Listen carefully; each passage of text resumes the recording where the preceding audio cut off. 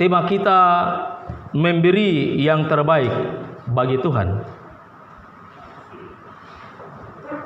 Jemaat yang Tuhan Yesus kasihi,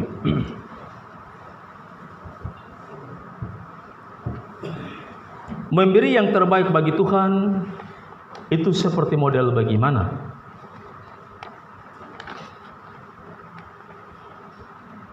Kita tidak perlu mengajarkan hal demikian, tetapi kita selalu dengar lewat pemberitaan-pemberitaan firman bagaimana para hamba Tuhan menyampaikan ketika orang yang memberi sesuai dengan firman Allah tidak ada kepaksaan, mereka akan menerima berkat. Pertanyaan yang mengantar kita adalah, bolehkah kita mengambil sesuatu yang tidak baik dan memberi kepada Tuhan? Misalnya begini, kita banyak dalam GKI yang dipercayakan sebagai pejabat, pengusaha dan lainnya. Kita harus sadar bahwa apa yang hendak diberikan dari Tuhan kepada kita berupa jabatan, harta dan kekayaan itu bersumber daripada Tuhan. Dan Tuhan mengajarkan kita untuk jangan mengambil milik orang lain. Tetapi kenyataannya ada begitu banyak anak-anak Tuhan yang saya mau kasih tahu, kalau kita pergi kunjungan pelayanan diakonia di lembaga permasyarakatan, yang ada di dalamnya ada bupati, sekda, terus sampai kepala-kepala kampung dan banyak orang lagi, yang di dalamnya hampir 80% anak-anak GKI.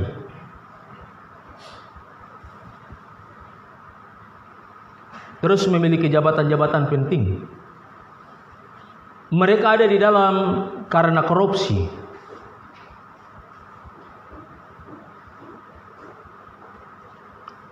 Korupsi juga yang ada di dalamnya untuk memberi demi penopangan pelayanan gereja. Saya tidak kasih contoh di beberapa kampung atau beberapa kabupaten. Tetapi ada pejabat-pejabat yang gara-gara untuk menyelamatkan pelayanan gereja dalam pembangunan, misalnya pembangunan pastori, pembangunan jemaat, pembangunan lainnya, dia bisa ambil bukan milik kepunyanya dan suite untuk di dalam disidangkan, diputuskan untuk membangun pelayanan demi hormat dalam memuliakan nama Tuhan. Ketika KPK masuk,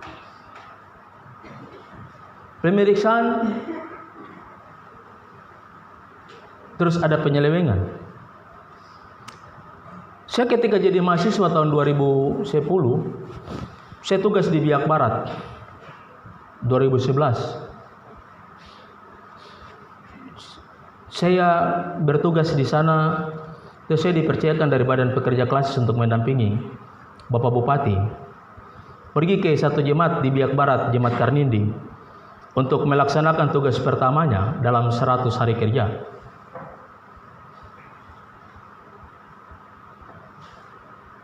Sampai di Jemaat Karnindi, itu jemaat yang pertama yang akan dia bangun 27 rumah, peletakan seng dan sebagainya. Saya ikut sama-sama dengan Pak Bupati. Terus sampai di sana kita duduk, Bupati tanya saya begini, Bapak Pendeta, kita orang punya liturgi bagaimana? Saya tahu dia majelis, penatua, wakil ketua majelis lagi. Sebab Bapak kan tahu kita punya liturgi gereja. Kalau yang begini kita hanya berdoa, Bapak tinggal naik ke atas, mau letakkan itu, kita berdoa dulu baru taruh saja. Karena ini Bapak punya program pertama.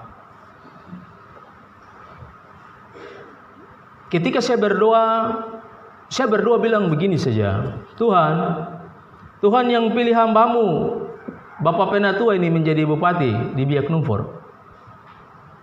Berarti Tuhan bertanggung jawab untuk menjaga, memelihara dan memberikan hikmat bagi dia. Tuhan juga bertanggung jawab atas apa yang hendak harus dia kerjakan. Berkatilah dia Tuhan, sebab hambamu ini bekerja di dalam pelayanan sebagai pemerintah, juga dalam pengabdian. Kalau dia salah jalan, Tuhan tegur dia. Tuhan tegur dia supaya dia tahu bahwa dia dipilih dari Tuhan. Saya berdoa selesai, amin. Macam doa itu agak sedikit keras ya. Biasa kan ada hamba-hamba Tuhan yang berdoa itu angkat-angkat pendeta apa segala, angkat-angkat itu, dan duduk mendampingi para pejabat itu dengan tujuan kan ada sesuatu itu. Seperti kita bilang dalam bahasa Biak begini, Faidoma Maido Fa Sakasiko nanti kau balik kasih saya lagi. Kasih doa dan segala macam dan itu. Jemaat yang Tuhan Yesus kasihi, macam dengar begitu langsung protokoler, langsung mereka macam bicara-bicara begini. Tadi ketemu sama-sama tapi pulang, bupati tidak sama-sama dengan saya pulang dengan motor lain. Biasa begitu kan kita berdoa harus dapat meni itu uang. Tapi tidak, karena mungkin marah kah, sebagai hamba Tuhan saya berdoa begitu. Dan warga jemaat di Karnindi mereka dengar dan orang-orang banyak mendengar. Pulang, saya di Wardo waktu itu. Pulang lewat 4 hari kemudian, dengar bupati ke Jakarta terus dapat pegang. Bupati pakai rompi orange, dapat tangkap karena salah penyelewangan dana untuk ada kegiatan pembangunan yang ada di Biak Utara. Jemaat dari Karnindi dan jemaat-jemaat orang datang ke saya di Wardo, mereka kasihkan dan mereka bilang, Bapak Pendeta berdoa, Bupati ada dapat tangkap itu. Oh iya kah? Habis di sini tidak ada signal jadi saya tidak tahu informasi. Lewat cerita ini, Bapak Ibu yang Tuhan Yesus kasihi, sampai sekarang saya berpegang kepada komitmen. Saya masuk dan saya mengajarkan jemaat untuk memberi yang terbaik bagi Tuhan. Pertanyaan lagi kepada kita, hal itu boleh kita kasih kah?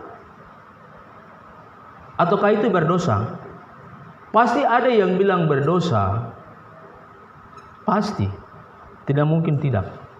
Karena memberi yang bukan miliknya itu dosa. Tetapi demi hormat dalam memuliakan nama Tuhan, kita ngambil orang lain punya atau bukan milik kita, kita kasih untuk pembangunan gereja. Itu bisakah tidak? Ini yang kita bicara tentang memberi yang terbaik. Dalam minggu-minggu ini kita berbicara tentang memberi dan memberi. Bulan yang lalu kita bicara tentang kekudusan Allah. Setiap orang yang datang kepada Allah itu harus di dalam kekudusan. Terus yang minggu ini bagaimana memberi demi hormat dalam memuliakan nama Tuhan. Pembacaan Meliaki dan juga dibandingkan dengan bilangan ini mengajarkan orang-orang tentang bagaimana harus memberi kepada Tuhan yang benar-benar. Sebab kalau kita baca khususnya di dalam Meliaki dan sejarah Meliaki, kenapa sampai surat ini dia muncul? Kenapa? Sebab ada penyelewengan yang salah dalam mengatur sesuatu untuk hormat dalam memuliakan nama Allah. Kesalahan-kesalahan ini sudah turun-temurun dari nenek moyang. Padahal Allah sendiri di dalam pembacaan kita bagaimana Allah hadir di dalam kemuliaannya. Allah menguduskan persembahan yang kita bicara minggu-minggu lalu.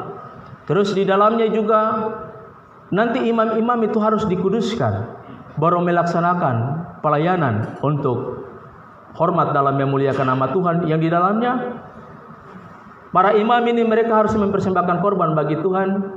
Juga mereka harus mengantar jemaat atau umat Israel untuk mendapat pengampunan.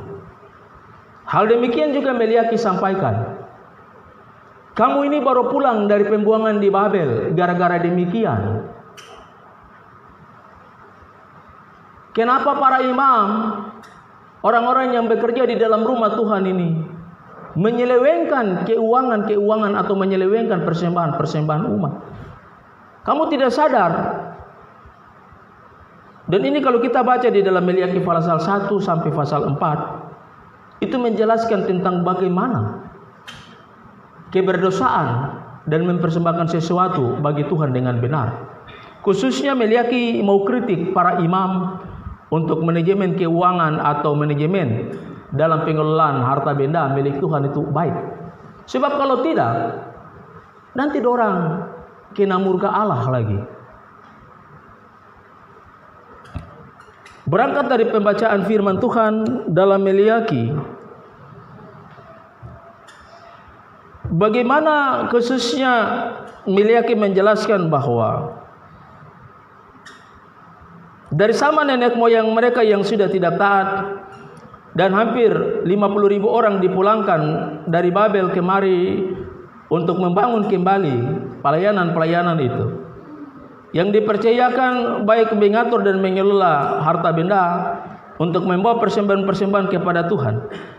Kita harus mengajar dengan benar, sebab korban-korban yang demikian yang Tuhan bisa terima, yang di dalamnya karena belum ada zaman Yesus Kristus, maka perjanjian lama ini pengampunan dosa itu melewati korban bakaran, korban-korban yang harus terbaik.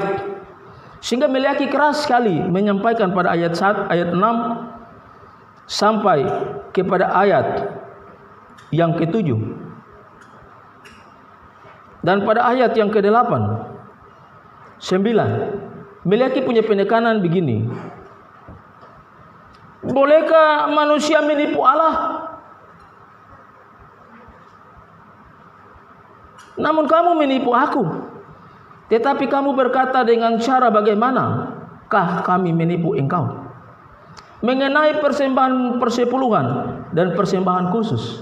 Itu ayat 8. Bolehkah manusia menipu Allah?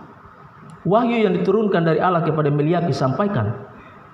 Ini dikritik betul-betul para imam dan orang-orang yang datang untuk mengatur dan mengelola harta benda. Boleh manusia tipu Allah? Kalau berangkat dari pembacaan ini, bolehkah kita tipu Allah? Kita para majelis hamba Tuhan, dalam GKI di Tanah Papua ada sidang sinodal yang kemarin kita sudah putuskan, mempertanggungjawabkan dan mengesahkan berbagai macam pelayanan gereja, klasis dan Jumat 1 tahun. Yang kita bertanggung jawab ini, terkadang kita majelis duduk di depan mempertanggungjawabkan apa yang harus kita kerjakan untuk Tuhan dan jemaat. Yang kita kerjakan itu untuk hormat dalam memuliakan nama Tuhan. Kita bertanggung jawab itu ada 3 bagian. Tanggung jawab kepada Tuhan, lembaga gereja yang kedua, dan tanggung jawab kepada manusia. Bolehkah kita tipu Tuhan dalam laporan-laporan? Pertanggungjawabkan ini. Kok tipu model bagaimana? Untuk dipersidangkan, keuangan gereja begini diputuskan. Kau bertanggung jawab untuk lembaga dalam sidang itu. Terus nanti pembacaan yang ada di hari Minggu, majelis baca, kita berdoa, persembahan syukur, perpuluhan, bawa kepada Tuhan. Kita bisa tipu 2 oknum, lembaga gereja dan umat yang memberi, tetapi kita tidak bisa menipu Tuhan. Sebab ukurannya, ketika kita menipu Tuhan, konsistensi daripada itu, apa yang hendak terjadi? Kalau kita belajar lagi kembali di perjanjian baru, dalam perjanjian baru Kisah Para Rasul 3, bagaimana Ananias dan Safira. Ananias masuk kasih, tipu Roh Kudus, ditabale, ditabanting, belum pergi kubur dia. Safira masuk, dia Maitua masuk, dia bilang, saya ada membini lagi. Petrus bilang, jangan, kita baru antar kau Maitua itu, baru kubur, jangan. Tapi Safira juga tabale. Ini ngeri. Dua sama-sama dapat kubur karena menipu Tuhan. Padahal itu dua punya hak. Kalau di dalam cerita sejarah gereja itu, dua punya hak. Kan dua punya tanah yang dua jual toh. Tapi ketika kau masuk di dalam kekudusan Allah untuk memberi, hati-hati. Sebab tempat ini kudus. Pengelolaan itu kudus, kami berdoa. Hati-hati sekali. Banyak hamba-hamba Tuhan yang di dalamnya juga. Hamba Tuhan itu yang dikasih dari lembaga gereja dan juga Tuhan pilih sendiri. Kalau lembaga gereja kasihkan kita pendeta, penatua, syamas. Tapi kalau Tuhan kasih dia menjadi hamba, jemaat juga menjadi hamba Tuhan. Tapi bagaimana kita bekerja untuk hormat dalam memuliakan nama Tuhan? Ini yang meliaki kritik keras untuk kami para hamba Tuhan. Sebab hamba Tuhan, kita punya tugas datang itu memberitakan kebenaran dan mengajar. Jemaat itu dasar dari bangunan Allah yang memberikan topangan. Sampai sekarang hampir 80-90% SWJ sumbangan wajib jemaat yang ada di WIK, jemaat dan sebagainya, itu yang menopang pelayanan gereja. Kami hamba-hamba Tuhan, gunung di pantai, di lembah, 1/10 itu langsung kasih makan kitong. Sebab itu ketika saya masih tugas di Moso, saya mengajarkan saya punya jemaat dan majelis. Ada satu kesaksian, saya sudah ada tunggu-tunggu waktu untuk mau pindah dari perbatasan. Sebab kami konflik di dalam keuangan gereja. Saya berdiri atas keuangan gereja. Kalau orang di sana tuh masih pemikiran Lutheran, pendeta kasih apa yang masuk sini dong atur. Dan uang itu bisa pakai sembarangan dan mau pakai apa saja. Tapi saya selalu ajar Calvin punya. Kenapa sampai harus pendeta, guru jemaat, guru Injil ditempatkan sebagai ketua? Pada sidang sinode 12 yang terjadi di Fak-Fak 96. Karena terkadang para pendeta hamba-hamba Tuhan yang ditempat tugaskan di tempat-tempat majelis yang menjadi ketua jemaat, mereka bisa mengatur dan mengelola seenak mereka. Dan itu di dalam sidang dan dipertimbangkan. Dan mulai peraturan itu berlaku. Sidang 12, 13 dan selanjutnya ditempatkan penatua syamas atau wakil ketua majelis jemaat itu penatua sebelum pendeta atau guru jemaat, guru Injil ditempatkan. Dan ketika pendeta itu sudah ada atau guru jemaat, guru Injil, dia menjadi ketua. Dan dia bertanggung jawab untuk keuangan gereja jemaat, harta benda yang hidup dan yang mati. Kalau dia salah-salah, karena dia organik, dari sinode bisa turunkan sesuatu untuk dia dipecat. Tapi kalau majelis tidak bisa, sebab ada sesuatu. Sehingga sampai sekarang saya ajarkan begitu. Ngeri sekali. Saya sudah 4 tahun lebih di atas, tetapi saya mengajarkan hal itu. Berjuang dengan sesuatu yang tidak ada menjadi ada. Ada anak-anak yang datang tinggal di situ. Dorang bilang, kamu orang Biak dan Serui bukan punya hak. Kami orang asli yang punya hak. Benar. Kami tidak punya hak, tetapi kami diutus oleh Tuhan. Kami tidak punya hak masuk di dalam pemerintah dan adat, tetapi kami punya hak. Sebab jemaat ini ada di dalam pelayanan GKI di tanah Papua. Saya bilang, kita konflik. Oke, kamu pakai kamu punya pikiran, tetapi gereja suruh saya datang demikian. Saya jalan sama mereka. Ada bantuan-bantuan yang berbagai macam. Lu datang ambil-ambil saja. Lu mau pergi jual saja. Tidak ada persoalan. Tapi saya sudah berdoa. Ada bantuin fokus kah, laptop kah, dan wireless kah. Lu ngambil pergi tukar-tukar. Tapi saya kubur orang-orang itu. Lu ngambil saja dan tukar. Saya kubur dan saya kasih tahu, jangan. Sampai terakhir dengan majelis, kami dapat bantuan lagi, dana dan sebagainya. Diambil, diatur, kelola keuangan. Saya bilang, Tuhan sudah, jemaat ini memang begini jadi. Saya masukkan firman Tuhan bilang, Tuhan pemilik kebun itu datang, dia punya kebun anggur, tetapi melihat ada pohon ara yang tidak berbuah. Terus dia mau tebang pohon ara, terus hamba yang kerja itu dibilang, jangan Tuhan, biarkan 1 tahun saya kerja. Kalau tidak bisa, Tuhan datang, kalau tidak berbuah pohon ara ini, tebangin dia.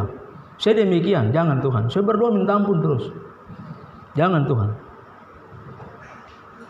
Jemaat yang Tuhan Yesus kasihi, kita konflik sampai sudah tidak bisa jadi chef, itu dia marah-marah sekali.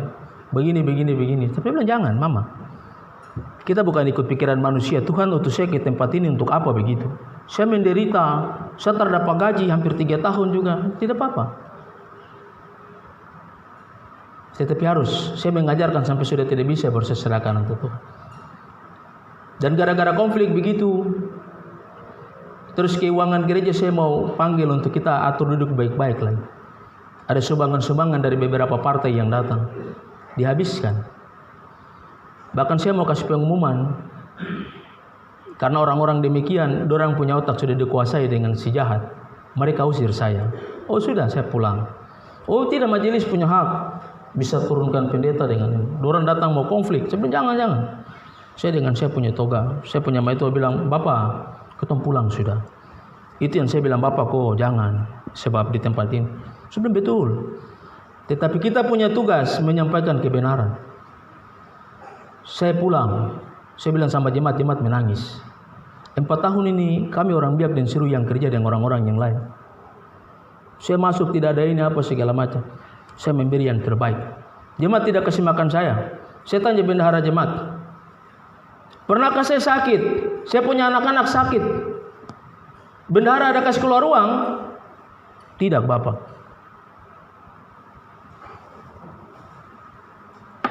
Saya sakit opname. Anak-anak saya sakit. Saya tidak mengeluarkan uang jemaat. Saya tidak pakai uang gereja. Padahal saya punya hak.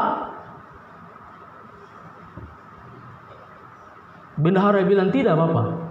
Saya kemarin saya barusan keluar dari opname. Kamu ada kasih bantu saya? Tidak Bapak. Kenapa kamu beribut dengan uang? Ini Tuhan punya uang. Hati-hati. Kamu majelis. Kamu hati-hati. Hanya saya bilang, Tuhan suruh kita orang ke kota ini. Kalau orang terima kita orang tinggal dengan orang. Kalau tidak, kita kebaskan di bukaki.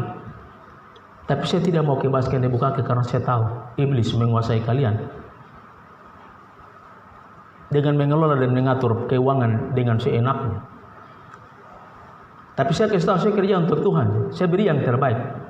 Ada 1-2 orang yang datang kemari kasih saya pisang, saya makan. Saya tidak diberi gaji. Saya sakit dan segala sesuatu, saya tidak minta keuangan gereja. Tolong saya. Di dalam pergumulan saya seperti lagu tadi ibu menyanyi. Saya berdoa dan menangis Tuhan. Pak Makatita tahu ya, karena Pak Makatita ke rumah. Saya berdoa menangis. Tuhan, saya terada gaji. Saya punya anak ini opname besar. Saya punya ini begini. Pak Makatita itu orang datang kemari bantu saya dengan sumur. Tetapi sumur itu tidak jalan. Menderita sekali. Padahal kita masih dekat-dekat di kota. Tetapi saya berjuang. Saya buka tempat satu untuk saya juga jualan dengan saya punya istri dan anak-anak. Harus belanja-belanja di kota, di Jayapura atau di Koya, Bonaik. Selesai mereka jualan-jualan, saya istri juga bantu mengajar. Terus saya punya istri bilang, ya sudah, kau sih dapat uang itu jadi pengucapan syukur dan perpuluhan, kau ingat tentang Tuhan. Kita kasih. Saya punya pengucapan syukur selama 1 minggu saya jualan ini, saya mau kasih. Bapak yang kasih, tidak kau yang kasih. Saya menderita toh, tapi saya masih buka jualan. Saya masih kasih. Sebab yang saya ajarkan jemaat itu harus lakukan. Yang di dalamnya ketika saya memberi, Tuhan pelihara saya punya hidup. Saya bersandar kepada Tuhan seperti lagu tadi. Saya melewati hari berganti hari dengan tidak ada keuangan dan segala macam. Saya hadapi. Bahwa masuk saya punya anak istri, kalau saya sakit itu rumah sakit elit. Tiba di Profita atau tiba di Dian Harapan, Tuhan saya terada uang. Tapi sebentar ada yang telepon, Bapak di mana posisi begini? Ada yang ngantar uang. Dan memberi. Jemaat yang Tuhan Yesus kasihi, pengalaman-pengalaman iman bekerja dengan Tuhan, kami hamba-hamba Tuhan. Ini sesuatu yang mengikat kami. Yang di dalamnya juga Raja Daud bilang begini, Sampai memutih rambut para imam ini, saya tidak pernah melihat mereka punya anak-anak meminta-minta roti. Sebab apa? Kita orang sebagai hamba-hamba Tuhan, penatua siamas majelis jemaat dan jemaat yang dipercayakan, kalau kita memberi yang terbaik bagi Tuhan. Tuhan bilang ayat selanjutnya, ujilah aku. Bukankah aku akan membuka tingkap-tingkap langit? Kita mau uji dia. Tapi perjanjian baru Yakobus bilang Allah tidak bisa dapat dicobai dan Allah tidak, kita tidak, pencobaan itu tidak datang pada kita. Tapi perjanjian lama ini menegaskan, ujilah dia. Uji. Kau kasih ya 1.000, kasih 2.000, tapi bersumber daripada sesuatu yang benar, kau akan menerima sesuatu. Kami sudah mengalami hal-hal itu. Dan kami terus menguatkan kepada para majelis dan jemaat. Kerja baik-baik. Sebab yang di dalam yang kamu kerja ini, pekerjaan ini memang tidak mendatangkan doi,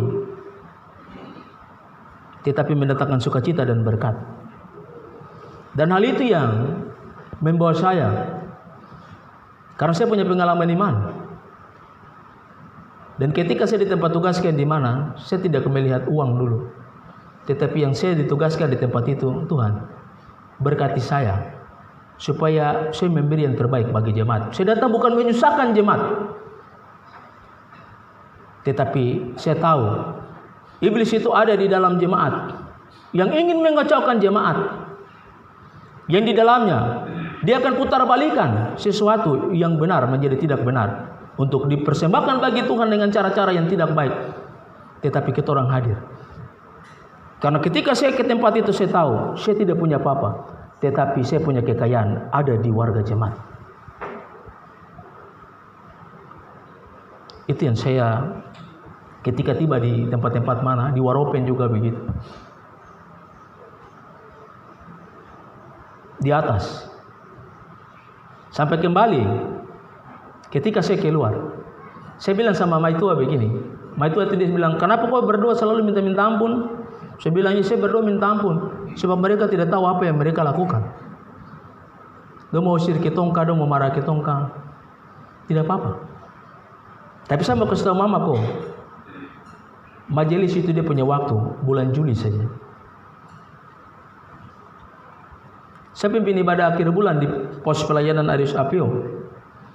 Saya pulang terus dan telepon dari sana, dengar dia jalan, dia mabuk, dia tabrak, telinga darah keluar. Sampai sekarang ini darahnya masih keluar dan macam orang-orang gila. Setiap malam berteriak dan panggil kami, Pak Pendeta saya pulang. Tidak, saya ada masih tinggal. Karena saya juga tinggal, saya berobat. Saya bilang, siapa itu datang cerita apa segala macam, orang datang cerita. Saya bilang ya sudah.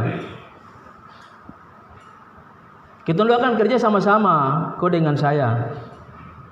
Juga bertanggung jawab sama-sama. Saya tidak tanggung jawab kau punya dosa, kau tidak tanggung jawab saya punya dosa.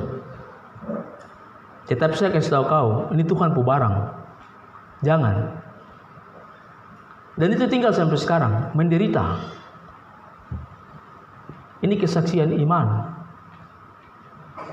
Kesaksian iman yang saya temu beberapa majelis begitu. Dan satu yang ada tinggal sampai sekarang, nana darah keluar. Saya punya saudara-saudara dari sana datang kemari bicara-bicara, kasih tahu, Bapak Pendeta begini. Oh iya sudah, tidak apa-apa.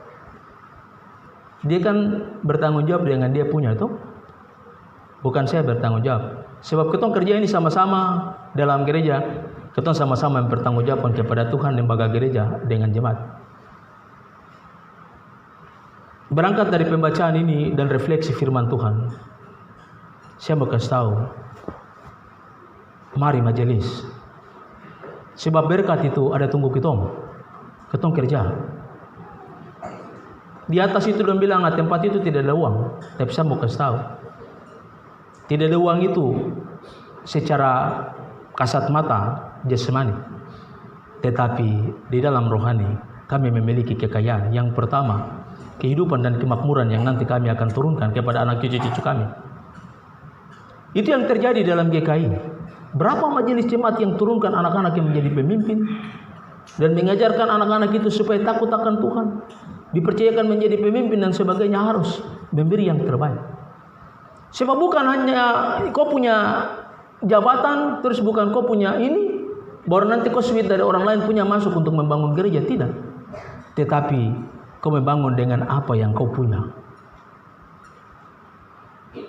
Untuk mengakhiri khotbah ini, saya mau cerita satu mahasiswa. Ketika dia ditugaskan untuk pergi dalam ilmu pastoral kedua, pastoral pertama secara teori, kedua harus mereka turun ke jemaat dan tempat-tempat yang harus mereka berjumpa langsung dengan orang-orang yang harus digembalakan. Dan ketika mahasiswa itu mereka berdoa, taruh tempat-tempat mana yang harus mereka turun, dosennya berdoa, terus dosennya kasih untuk mahasiswa ini turun secara pribadi. Dapat mahasiswa ini harus ditempatkan di tempat prostitusi. Aduh, ini ke tempat kebar ini mau bagaimana, harus dia konsultasi dengan dosen-dosen. Beliau, kau pergi. Bagaimana kau harus pergi melihat saudara-saudaramu yang sementara ini dengan profesi mereka kerja di bar. Kau harus pergi. Kalau ada yang orang sakit, ada yang ini, kau pergi. Karena itu sudah. Mahasiswa itu dia diam dan dia pergi. Sampai di bar, dia bingung. Dia lihat beberapa pramuria, terus orang yang kerja di bartender tanya, mau minum apa segala macam, mau pakai cewek. Terus mahasiswa itu bilang, iya. Terus pakai perempuan itu duduk untuk bagaimana mereka harus bercakap-cakap di dalam penggembalaan. Perempuan itu duduk bersama-sama dengan mahasiswa. Terus perempuan itu bicara mau minum apa, mahasiswa itu dia minum Coca-Cola. Dia bilang, boleh ambil apa saja minum, apa segala macam. Perempuan ambil bir dan minum, dia tidak. Terus dia mau dapat informasi data dari si orang pramuria ini, langsung dia terus terang. Dia bilang, saya si orang calon pendeta, saya mahasiswa dan saya ditugaskan untuk datang pastoral. Pas dia ketemu itu orang Kristen, dia bercakap-cakap tentang bagaimana sesuatu di dalam pelayanan pekerjaannya. Dia bilang, dia bilang sama mahasiswa itu, dia bilang, Bapak, saya ini seorang pramuria, tapi saya orang Kristen dan juga saya memberi kepada Tuhan. Saya punya hasil dari saya punya jual diri, terkadang di gereja-gereja saya bawa. Bahkan 1 bulan saya pernah simpan saya punya uang sampai sekitar 15 juta. Saya kasih jadi perpuluhan untuk gereja. Perpuluhan saya karena saya kerja, saya dapat uang sekitar 100 juta lebih dalam saya punya hasil jual diri, saya kasih. Dia tanya lagi, apakah itu berdosa atau tidak?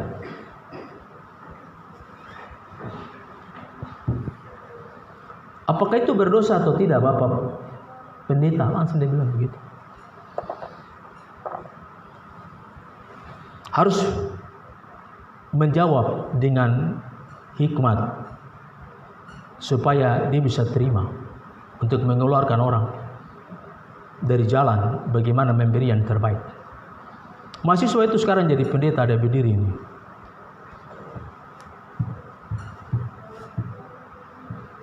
Mahasiswa itu sekarang jadi pendeta, ada berdiri khotbah untuk jemaat.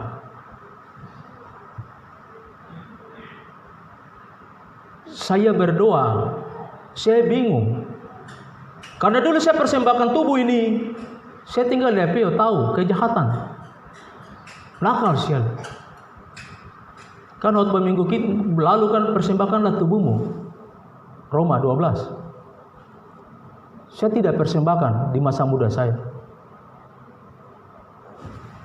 Di depan saya rumah Atlanta, saya yang jadi Dia bilang pentolan kan, tukang pukul di situ. Saya jadi tukang pukul. Saya hancur sekali. Mau ingat gereja saya tidak pernah. Anak-anak pergi, justru kalau datang ibadah di saya punya rumah, saya lempar rumah. Saya lempar rumah. Sebab mama itu dia hanya berdoa, Tuhan, biarlah waktu Tuhan. Anak ini terlalu kejahatan sih.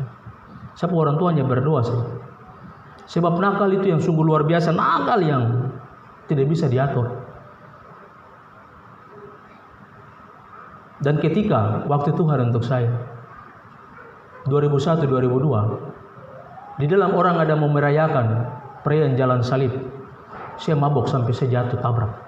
Disitulah Tuhan tegur saya dengan kasih-Nya, dengan sayang-Nya. Saya berjumpa dengan Tuhan. Tuhan kasih izin saya tidur 5 tahun, nanak keluar badan segala sesuatu. 2002 sampai 2006, 5 tahun saya lumpuh. Baru Tuhan kasih anugerah. Saya punya komitmen untuk Tuhan. Tuhan, saya beri yang terbaik bagi Tuhan. Saya persembahkan, saya punya hidup ini. Tuhan izinkan saya supaya ketika saya bangun, tubuh ini saya persembahkan. Itu khotbah minggu lalu. Persembahkan yang terbaik bagi Tuhan. Dan puji Tuhan, Tuhan dengar. Setelah itu saya masuk belajar di Pemuda. Dipilih jadi wakil sekretaris Pemuda di Jemaat Pengharapan sampai jadi wakil ketua. Ketika saya serahkan Tuhan ini, saya punya tubuh untuk Tuhan. Saya mau bilang untuk saya, Bapak dan Mama bilang terlambat, nak. Karena ketemu sudah pensiun, kau mau kuliah lagi di STT ini. Saya kasih untuk Tuhan. Tuhan, kalau kau kasih bangkit saya, kau bertanggung jawab. Saya mau jadi hamba Tuhan. Dan saya dibiayai dari jemaat ini. Sekolah S1 dan S2. Dengan predikat yang sangat baik. Juara di dalam S1, juara S2. Tidak ada biaya, saya harus ke Pemantang Siantar di Medan. Saya tidak ada biaya. Tapi saya pergi kuliah sampai vikaris dan selanjutnya setelah vikaris saya nikah. Saya beri yang terbaik bagi Tuhan. Ini pengalaman iman. Dan di situ saya melihat perempuan itu, saya ceritakan dia. Sebenarnya Nona, uang ini saya cabut 50.000. Uang ini tidak berdosa. Saya cerita untuk dia. Saya bakar uang. Uang kan kertas. Dia hanya nilai tukar. Kita tukar.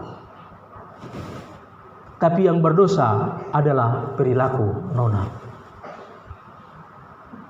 Karena Nona sudah menyelewengkan persembahan hidup ini untuk Tuhan. Sehingga uang yang Nona mau kasih kepada Tuhan di dalam gereja itu tidak berdosa. Membangun gereja apa segala macam, tidak. Tetapi Nona berdosa secara perilaku. Dan saya berasal daripada itu, Nona. Saya dari situ, tempat itu. Sekarang saya jadi mahasiswa akhir. Untuk saya mempertanggungjawabkan. Sebab dari tempat ini saya akan. Dan saya kasih firman Tuhan untuk dia. Ketika saya bilang Nona perilaku berdosa, dia punya firman begini. 1 Korintus pasal 3 ayat 16 dan 17 bilang begini. Tidak tahukah kamu bahwa kamu adalah bait Allah dan bahwa Roh Allah diam di dalam kamu? Jika ada orang yang membinasakan bait Allah, maka Allah akan membinasakan dia. Sebab bait Allah adalah kudus dan bait Allah itu ialah kamu. Perjanjian Lama bilang gereja, bait Allah yang Salomo bangun itu sudah dihancurkan, dibongkar. Ini Meliaki punya zaman. Ini sudah hancur. Terus nanti zaman Meliaki, Isra, terus tembok-tembok itu Yerusalem itu dibangun. Dan mereka bangun selama 40 tahun kembali. Itu bangunan perjanjian lama yang Paulus bilang.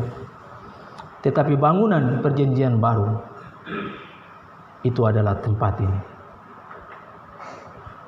Tubuh tempat kediaman Allah. Persembahkan hidupmu kepada Tuhan. Sebab ketika kau bawa kau punya tubuh ini, untuk dunia, Allah akan datang dan Allah akan lihat kau. Di sini Tuhan bilang, maka aku akan datang, aku akan membinasakan orang-orang demikian. Dan saya bilang sama dia, Nona, ini firman Allah. Tapi kalau Nona mau berubah, saya mau berdoa. Saya berdoa untuk dia.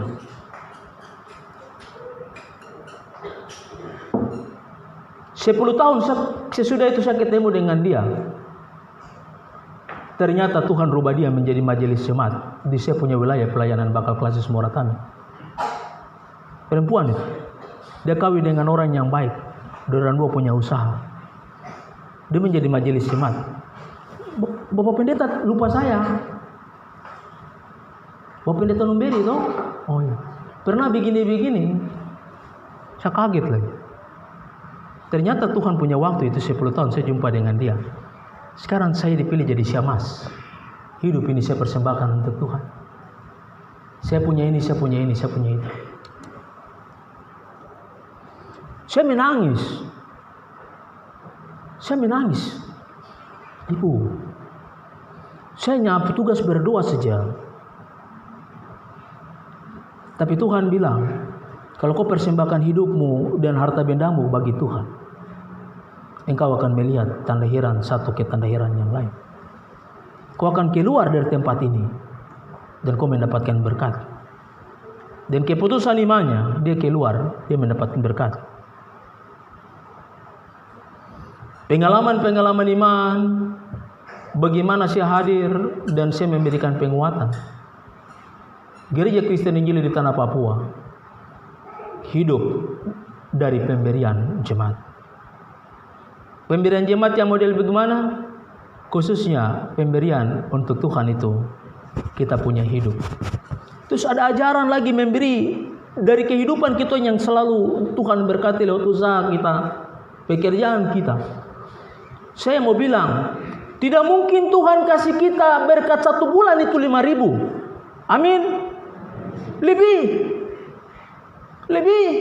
Meskipun saya jual pinang, meskipun saya tukang ojek, meskipun saya tukang bangunan, saya tidak punya kerja. Tetapi lebih daripada itu, Tuhan kasih. Sehingga pertanyaan yang pertama bilang, kenapa sampai Tuhan tidak menjawab kita? Karena kita harus menjadi perenungan. Kita belum memberi yang terbaik bagi Tuhan.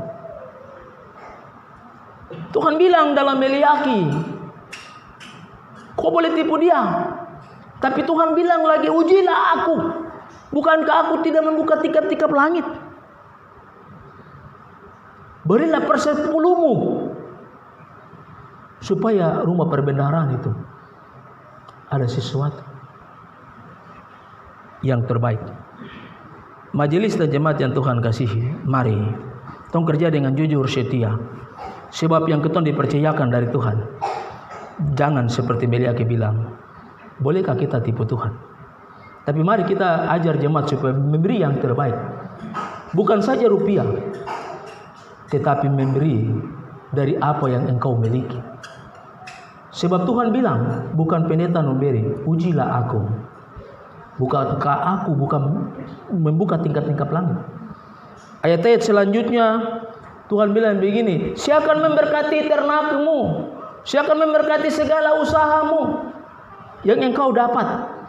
Bahkan kekuatan dan kesehatan akan saya karuniakan bagi kalian. Ini ayat-ayat selanjutnya yang bicara.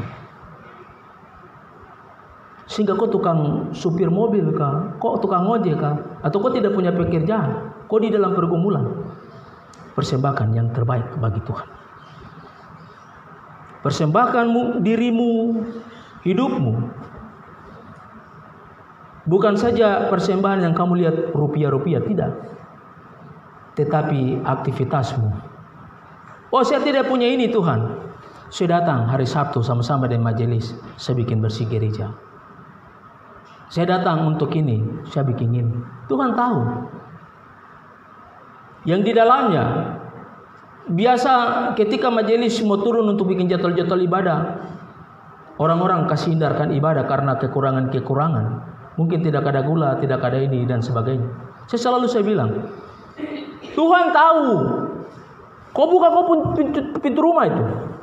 Sebab Tuhan mau ke situ kasih kau berkat. Karena Tuhan tahu kau tidak ada uang untuk putar teh, untuk kasih minum jemaat. Tuhan suruh saya ke situ. Supaya Tuhan hadir di dalam kau punya rumah, kau diberkati. Buka pintu rumahmu, buka pintu hatimu. Tuhan mau ke situ.